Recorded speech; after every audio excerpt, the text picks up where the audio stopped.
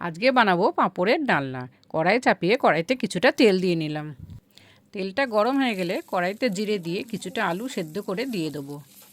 একটু ভাজা ভাজা হয়ে গেলে ওর মধ্যে দিয়ে দেবো হলুদ, লবণ, জিরের গুঁড়ো আর লঙ্কার গুঁড়ো।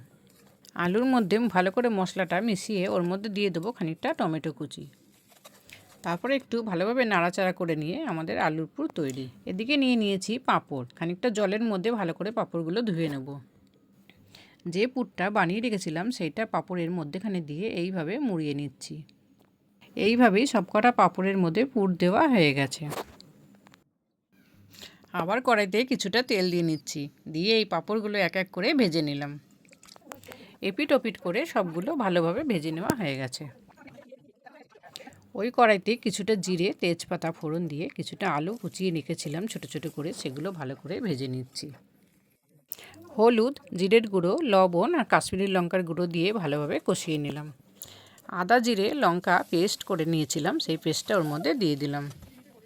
এরপর টমেটো কুচি, ক্যাপসিকাম কুচি দিয়ে ভালোভাবে কষিয়ে নিয়ে পরিমাণ মতন জল দিয়ে দিলাম। এরপর আলুটা সেদ্ধ হয়ে গেলে ভেজে রাখা পাঁপড়গুলো এক এক করে দিয়ে দিচ্ছি। পাঁপড়গুলো একটু নেড়ে চেড়ে নামানোর আগে একটু ধনেপাতা কুচি দিয়ে নামিয়ে নিলাম।